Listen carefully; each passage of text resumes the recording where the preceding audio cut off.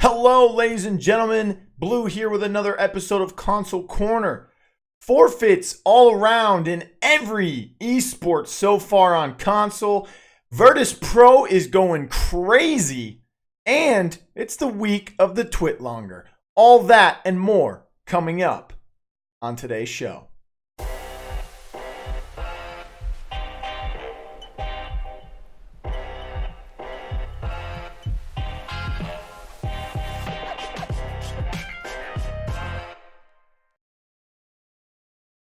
Starting off is, this was pretty much the week of the Twitlonger. A ton of people putting out these large posts to kind of explain their situations, and there are a few of them. One of them being Creatives, who plays for nonexistent in the Paladins Premier League. But unfortunately, you will not see him playing for them for the rest of the season, and possibly in the future at all, according to him. So Creatives, for the longest time, or what he says, ever since they lost in the World Championship versus Team Envy back in November at DreamHack, he just hasn't felt the same. He hasn't felt as excited about Paladins. And some of this is a personal thing that he said. It's not all have to do with the game itself and the state of it. He's going to be leaving. He will be trying to finish his university. He will have all of that on his plate. So that is understandable, as we've seen dozens of players leave because of college and because of school and because of full-time jobs and things of that nature. One of the other things that he said was that he just didn't feel like he was having fun playing the game. Like he wasn't super excited to improve any longer. And that's a problem. And when that happens, it's definitely time for a change of scenery, or possibly to stop playing the game, which in his case, he will gather both of those. So what does this mean for Navi moving forward? Well, they've already lost their they won their first matchup without him, and they have slided NiKo into that flex 2 and that blaster type position for him. Now, NiKo is a great player, and he deserves to be in the PPL, and he is of PPL caliber. Now, he was seen playing in week 1 of phase 2 for Ninjas in Pajamas, and he did okay with them, but that team's already as dominant as they are. Don't necessarily need NiKo to perform. So, does Navi need him to perform? Quite frankly, yes. They win their first matchup versus Kenga with NiKo. That was yesterday. Today, they played up against Virtus Pro, and Virtus Pro beat them. I believe it was a 4-1 scoreline. And just yesterday, Virtus Pro beat NIP as well. Navi, hovering in that second place position in the PPL, looks to try and bounce back from this 1-1 week of theirs and try and pick up the slack that Creatives is going to be missing. They still have some sort of team chemistry with NiKo. He's working well with their lineup as of right now, but he's going to really have to step it up even another notch, as Navi is going to have to try and hit the gas pedal. They are safe in second place. I don't see them dropping below 6, so I do see them making it to the World Championship bracket, but it's up to them to decide what seeding they want. Next up on the list for the Twitlongers is Longshot. He put out one as well, talking about his situation on Exile with himself, Jay, and Amos, where they were unhappy with the conditions of the team, and it was kind of splitting the team down the middle, and it was kind of a 3v3 situation where you have Jay, Amos, and Longshot versus Aspect, Bagel, and Ancient. And, it was Bagel and Ancient versus those three. Aspect was the deciding vote. He decided to side with Ancient and Bagel. So Longshot, Jay, and Amos have left Exile. So what does this mean for this team that was divided and is now split? Well, Longshot, Jay, and Amos are not in the PML anymore. I don't see them joining any teams, as 5stack looks to grow as a team that is already set in stone, even though they are currently in third place in front of Exile. And could shortly be dropping as well, but who knows now that Exile is missing 2, maybe even 3 members. I don't see Sanguine picking up any of these players. Maybe they could take Longshot or Amos in the long run, but I don't necessarily see that happening. I think Sanguine has a very decent and good lineup at this current state. season. They just need to pick it up and start getting wins more dominantly, like I said in the power rankings video. And then we have Hype Unit, who is the #1 team, 4-0. They do get taken to 5 games pretty often, we've seen, but they don't look like they need to make a roster change, and they also have better players than what is available in these 3 who have left exile at this moment. So what does that mean for the members who stayed on exile? Well, I think they're going to have a lot more of a tougher time. They were having, not to say they weren't having a tough time already, because they were. They're losing these games, but they're taking maps off of teams like Sanguine and Hype Unit. They're able to kind of give 5stack a little bit of a competition for that 3rd place. But now I think Exile is just doomed for that 4th place. But in return, Aspect has also put up a Twitlonger as well. His, I think, like twice as long, actually. And his just talks about how he believes in himself, that he is not a leader, but he did the best job that he could as the leader of the team. And, you know, Bagel and Ancient would be mad if he took the other side of the spectrum as well. So good luck to the rest of Exile and whoever's left, but I think it's going to be a very, very rough end of Phase 2 for them. And we're only 4 weeks in, so they do have 8 weeks.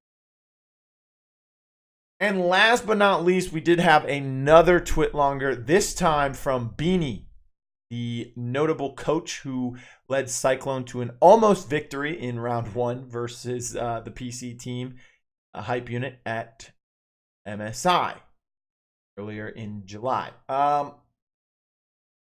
Beanie basically explained that for 2 years he's dedicated his life to this game as a competitor, both a player and a coach. He's had his name dragged through the mud from numerous people at numerous times. He's been sort of a meme to most people within the community. I mean, he's not a meme to me. He's a good guy. I think he has a good analytical mindset towards the game as well. But he apparently gave up his full-time job for this game. He apparently failed out of college because of this game. And I guess he finally realized it's time to put the game aside and focus on the rest of his life. Because, you know, video games are great, esports are great, but sometimes it doesn't work out for everyone. People need fallback plans. So hopefully Beanie can get his life back together, get back into school, finish that, as well as get a new job. So good luck to him out there in whatever future endeavors he has. Sad to see him go, but with the circumstances surrounding him, it would be sad to see him stay. Up next, we're going to talk about something a little weird. It's Eternity eSports, a brand new org that's trying to get into the Paladins Console League. And they looked like they were going after the Wasted Potential team, which plays in the Xbox NA division. So there's a bit of a problem here. A few weeks ago, I think it was week 2, Bandmade, the captain of Wasted Potential, the support player, hit me up, said, hey, most of my teammates don't want to play. Where can I find some free agents? What are the roster lock rules? Like, I need to find a team to play, man. I want to play. I want to improve. Basically giving me the Hatsuchibi Phase 1 talk. And I explained to him what I could and the best that I could. And it turns out his players returned. So they were all good till this week. 3 of them want to quit again, it seems. So Bandmade rushing to find some players. But in comes Eternity eSports, which wanted to sign Wasted Potential, right? And the org owner reportedly wants to bring in 5 new faces of his own choosing, or of their own choosing. Bandmade doesn't want that, and he thinks he's getting snaked out of what he's earned in his PCL spot. So the 2 of them are kind of clashing and colliding, trying to hit up admins, trying to figure out who has the say in this, and trying to figure all of this out. But that sucks for Bandmade, because Eternity eSports could potentially get this spot. Hold on.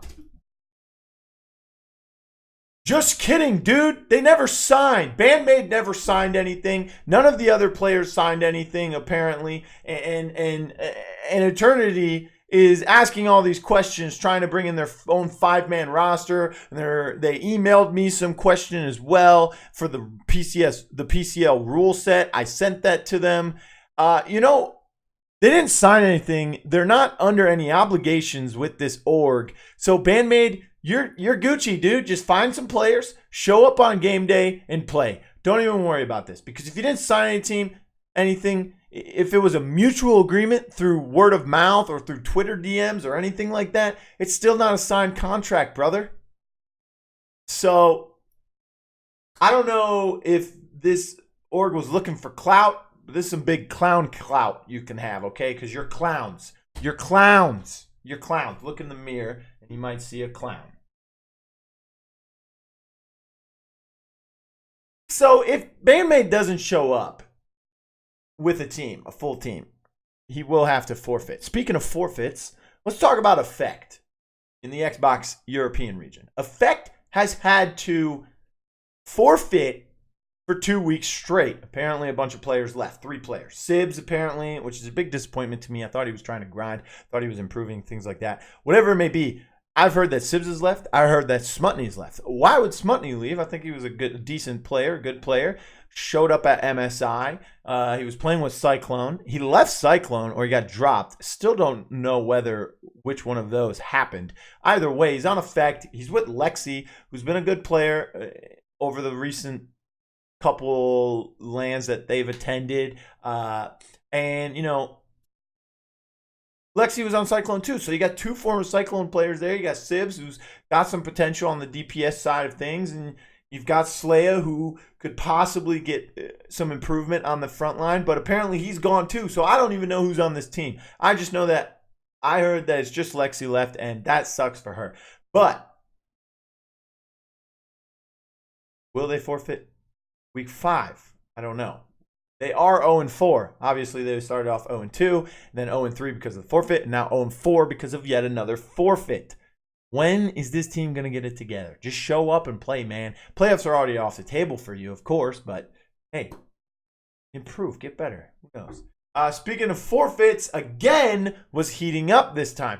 Heating up failed to show up, okay? We talked about last week they were cooling down. Well, this week, they're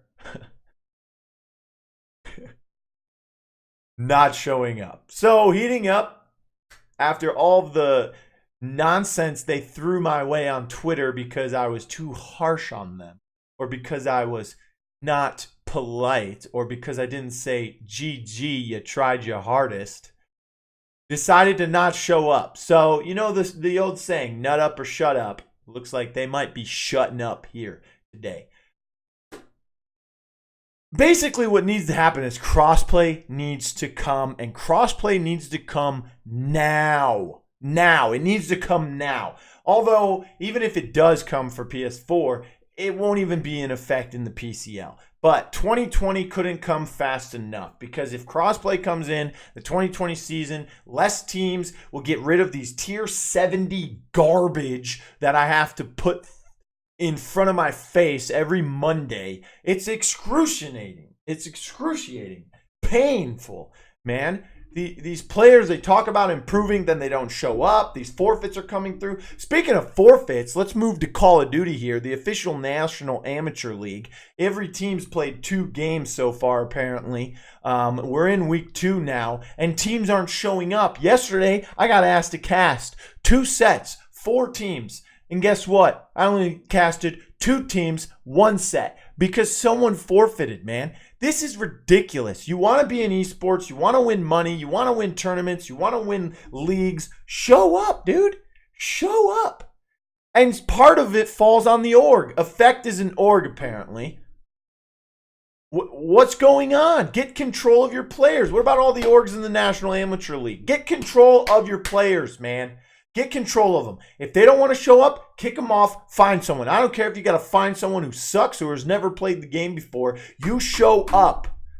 When a player doesn't show up, it makes the org look bad, not just the player. When an org doesn't show up or do its job of controlling its players, then it looks bad, just like the players. Come on, this is a two-way street, people. Let's get it together here.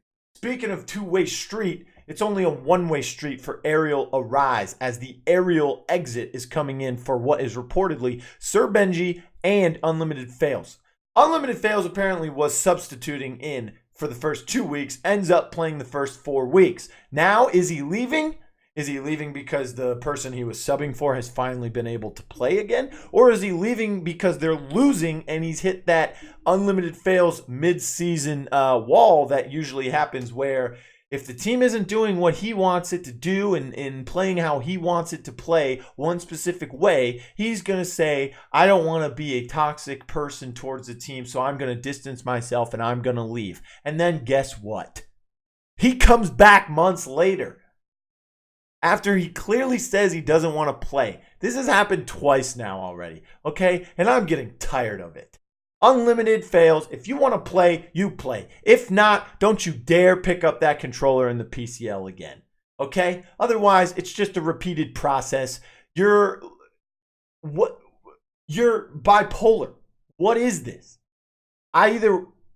What? Just play, man. You're a decent player. You do decently. Just allow some constructive criticism to come your way and maybe you'll get better. Who knows? And if you don't want to play, then don't play.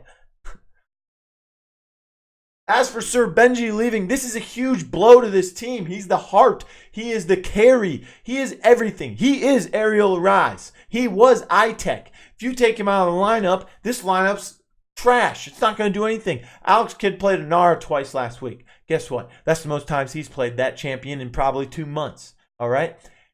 He can't play the offensive tanks as well as Sir Benji. He can't play most of the main tanks as well as Sir Benji. And that's a huge problem because Sir Benji's no longer going to be on the team, apparently. If he leaves, they lose huge carry potential. Paraslay has been going downhill lately, okay? He's more worried about defending his honor on Twitter than he is improving in the game, all right? He can't carry this team. Riser can't carry this team either. He can play like 3 characters, Tyra, Vivian, and Victor, and he doesn't play them super well right now, all right? Then you have Unlimited Fails. Talked about him. He's leaving apparently. If he stays, he still can't carry this team. Anyways, who else do we have? We have Misto. Nope, that ain't going to do it. Nope. We have VCon playing support. He's not going to be able to carry this team. He will be trying to guide this team. He is a good fit, and he is a better player than anybody else on this team right now. Atomic AMK, I don't know where he's been. He's played 1 week, but he was subbing in apparently. He's on the bench. I don't know why. He didn't look too good when he played either, and he's MIA now. Then you have Alex Kidd, who cannot carry this team. I think I already mentioned him. I don't know. I'm losing my brain cells because people just keep doing the same thing every single week. This scene is hurting, okay? You guys are hurting me. You're hurting the scene. You show up and play and work towards improvement. We all get it. The game has bugs. We all get it. The meta is stale on console because of aim assists and hit scans. We all get it, man. You don't have to keep telling me. I have to sit through AOC meetings and have to deal with that. So you can stop telling me the same thing over and over again, all right? I know what the problem is, and I am working towards fixing it. All of them, all right? Even the eSports problem. I'm working on it, all right? Until then, Arial Arise, I think they're dropping down to 3rd place. I'm not going to give them 4th place just yet because Stush needs roster changes. Tariq's not looking good on frontline at all. And they're 0-4 as to where Arial Arise has a victory, and that is 1 victory over Stush Gaming so far. So right now, I'm going to give them 3rd place. But they might end up fighting for 3rd place with Stush. Meanwhile, I think Ironman is going to be 2nd place. I don't think they're going to be fighting for 1st place. I think Flashpoint's going to lock that down pretty early in the season. But I think that Iron Manor will kind of distance himself from the bottom 2 as well. Next up, we have IO. IO comes into play. PCL was using her, most notably a couple wins on the Xbox NA side for Emit Payne, who played 2 different talents with this champion and was doing super well. And that was refreshing to watch.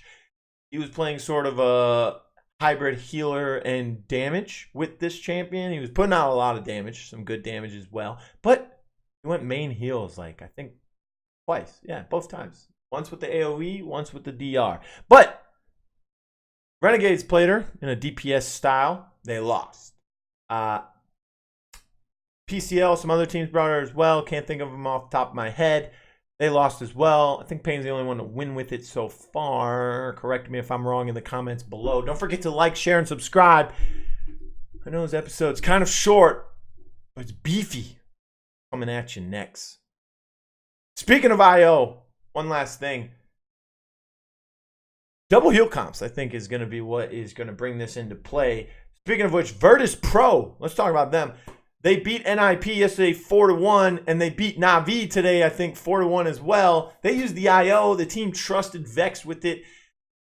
And Vex, I think, has figured out Virtus Pro in general has figured out how to utilize IO very early on. Okay, her line of sight for her heal, by the way, is getting a change in the next patch where it will not cut as soon as the line of sight is broken. Instead, it'll take like a little delay there. So that's good. That'll improve the heal for her. But Virtus Pro has figured out how to do this with victories over the top 2 teams. Yes, it was awesome watching this. They have hit the gas pedal, and it is because of their roster changes. Erase, great hit scan, has a bigger champ pool than Hakate. Okay, that's what improved them. Now, the biggest roster change they made was K Crunchy, and here's why. Okay, Dosips and Pule Ule were both main tanks. Essentially, they're both main tanks, man.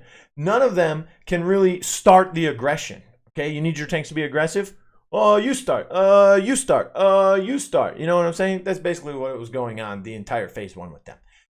Either they drop Pule Ule, keep Dosips, which is what they did, or you can do the opposite. Didn't really matter in my opinion. Okay, they kept Dosips and they bring in K Crunchy, who is an aggressive flex off tank. And that's exactly what he's doing. He's rebuilding this team's pace. They are moving at a much faster pace with Erase as well, because he is very aggressive on those damage hit scan champs that he plays. So once that came into play, boom, they're getting aggressive. They're getting super deep into their champ pools on these drafts as well, bringing out some new stuff with IO.